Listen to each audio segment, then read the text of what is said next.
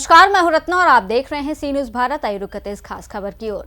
खबर खूंटी से है, जहां सिद्धो कान्हू कृषि और वनोपज राज्य सहकारी संघ के तत्वाधान में खूंटी जिले के टीटीसी के अपोजिट में बने सहकारिता भवन में आयोजित एक दिवसीय प्रशिक्षण कार्यक्रम में आज राज्य की कृषि मंत्री शिल्पी नेहा तिर्की बतौर मुख्य अतिथि मौजूद हुई।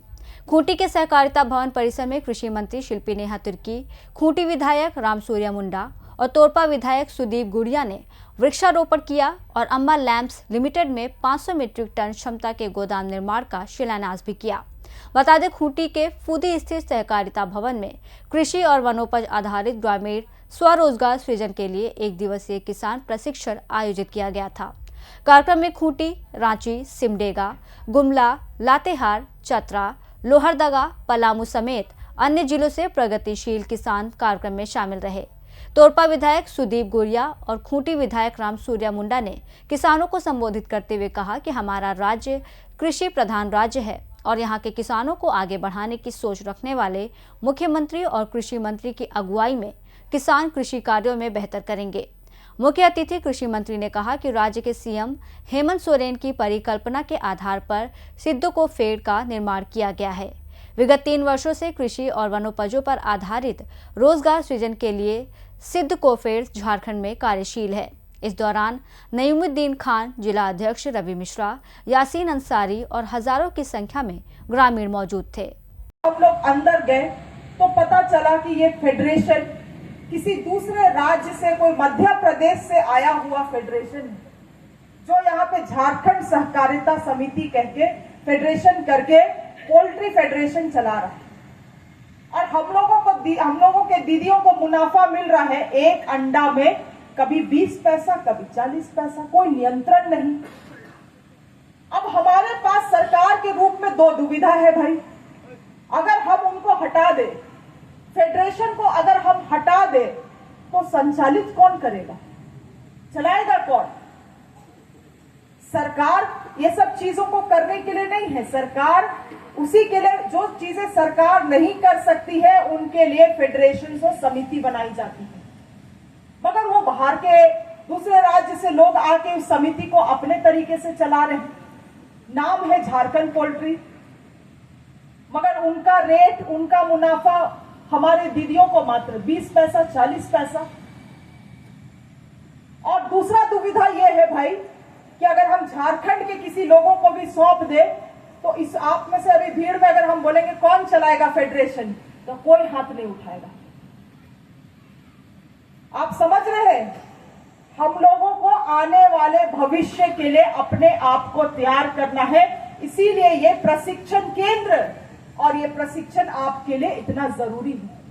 हम नहीं चाहते हैं बेचे, हम चाहते हैं कि आप वो व्यापारी बने, वो व्यवसाय में आप आए, हमारे झारखंड के लोग आए और आप वो फेडरेशन चलाएं। मुझे आज खुशी है कि हमारे चैतू भाई गुमला से सहकारिता के बारे में शुरू से बहुत रुचि लेते थे और इसी प्रक्रिया में हाल ही फिलहाल में जो चुनाव हुआ है, फेडरेशन के वो डायरेक्टर चुने गए। तो भाई हमको खुशी है कि भाई ठीक है, कम से कम हमारे झारखंड के लोग आगे आके इस तरह का कर रहे हैं। आप लोगों में भी क्षमता है, क्योंकि आप अगर इस जगह में आए हैं तो आप सीखने का ललक रखते हैं, तो होना चाहिए। हम लोगों का लोग को बोलिएगा सीखने के लिए, बोलेगा कि हुआ पे क्लास हो रहा है चलो, तो हमके का मिलता, हमके कुछ मिलता। यहाँ तो देता भी है, सुनते क्लास आने के लिए 400 रुपया मिलता है कि नहीं? हमारे सभी कृषक भाई बहन और पत्रकार बंधु, आप सबों को हमारी ओर से झारखंडी जोहार। तो आज ये कृषि के क्षेत्र में हम लोगों ने बात विचार करने के लिए जमा हुए हैं। यहाँ हमारे किसान भाई तरह तरह की खेती करते हैं, धान, मड़ुआ, गेहूँ, आलू, प्याज। आप सब बहुत बढ़िया से खेती करिए और पानी का व्यवस्था सरकार के माध्यम से हर खेत तक पहुंचाने का काम किया जाएगा और अच्छे से अच्छे फसल लगाएं और आगे बढ़े, पैसा कमाएं और बहुत अच्छी तरह से हम सब किसान भाई लोग जैसे अभी लाहा का भी उत्पादन होता है, पहले हम लोग भी करते थे गांव में और आज भी करते हैं, उसी तरह से आप सब भी करिए। अब फिलहाल बीच में इधर बकरी पालन का भी ट्रेनिंग हुआ था खूंटी में, उसमें भी ट्रेनिंग करके सब भाई लोगों को कृषि के विभाग से बकरी देने का काम किया जा रहा है, वैसा आप लोग भी करिए। इतना ही कहकर मैं अंत करता हूँ। धन्यवाद। सहकारिता का जो एक एपेक्स सोसाइटी है, जो हमारे माननीय मुख्यमंत्री जी का ही दिमाग का उपज रहा है, सिडको फेड, जो कि वन कृषि और वन उत्पाद का, वन उपज का विकास के लिए कार्य करता है, उसका एक दिवसीय कार्यशाला था। बहुत सारे इच्छुक किसान आज यहाँ पहुँचे हैं। हम लोगों का बातों को भी उन्होंने सुना है और उनकी भी जो समस्याएं हैं बहुत अच्छे तरीके से उन्होंने बातों को रखा, जो कि जेन्युइन चीज़ें हैं, और उसके तरफ हमारी सरकार जो भी प्रयास कर सकती है उसको प्रयास करने के लिए हमारी सरकार तैयार है।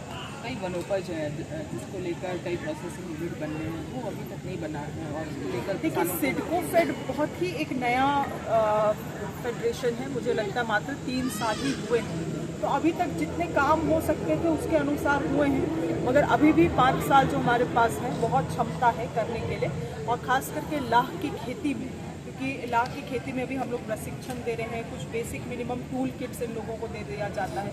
मैंने आज यहाँ पे निर्देशित भी किया है, क्योंकि इससे पहले हमारे सर जो सिडको फेड के सीईओ हैं वो भी पहुँचे थे, कि यहाँ खुद पे एक डेमोन्स्ट्रेशन सेंटर भी हो, और साथ ही साथ ये लोग एक प्रस्ताव भी दें, क्योंकि ये सहकारिता का पूरे 17 जिला के लिए नोटिफाइड ये आपका प्रशिक्षण केंद्र है सहकारिता के लिए, और अगर हमारे पास ज़मीन उपलब्ध है तो यहाँ पे हर एक 5 सोसाइटी अपना प्रपोजल दे, ताकि एक प्रोसेसिंग सेंटर हम लोग इसी एरिया में बना सकें। तो वेज फेड का अपना प्रोसेसिंग सेंटर हो जाएगा, झामको फेड का एक हो जाएगा, उसी तरह से सेडको फेड का भी एक अपना प्रोसेसिंग सेंटर हम लोग खोल सकते हैं। जिले में और प्रखंड में कोल्ड स्टोरेज की भी बात की पिछली बार। देखिए कोल्ड स्टोरेजेस तो हम विश्वास करते हैं कि किसान और एफपीओज आगे आए, किसान और एफपीओ को लाभ होगा तभी हम लोग कोल्ड स्टोरेज बनाएंगे। केवल व्यापारियों को लाभ पहुंचाने के लिए हम लोग कोल्ड स्टोरेजेस बनाने का काम करें, ये उचित नहीं रहेगा।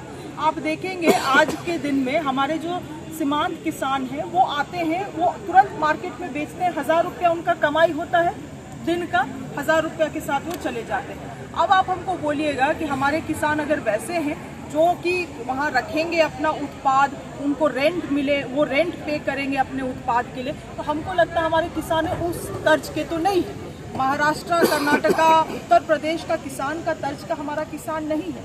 तो अगर गांव पंचायत में छोटे एफपीओज को मूवेबल टाइप के कोल्ड स्टोरेजेस देना है ताकि उनका शोषण ना हो, उनका उत्पाद का सुरक्षा हो, तो वैसे निश्चित रूप से हमारी सरकार काम करेगी। क्योंकि देखिए हम लोगों को योजना बनाने की आवश्यकता है झारखंड के किसानों के लिए। आज केंद्र सरकार भी बहुत सारी योजना हमारे पास देता है, मगर वो सभी बड़े बड़े किसानों के लिए, बड़े बड़े राज्य को मद्देनजर रखते हुए वो योजनाओं को बनाया जाता है। झारखंड को सेंटर पॉइंट में रख के तो आज तक मुझे लगता है कि झारखंड के किसानों को सेंटर पॉइंट में रख के कोई भी योजना आज तक नहीं बनाया गया, तो हम लोग उसके तरफ काम करें। आज मैंने जोर दिया अपने बातों में, एक जिला एक उत्पाद, हम लोग उसके तरफ भी आगे बढ़ रहे हैं ताकि पूरे देश भर में जाना जाए उस उत्पाद के लिए। अगर खूंटी में क्षमता है लाख के लिए, तो लाख को हम लोग घोषित कर देंगे खूंटी जिला के लिए।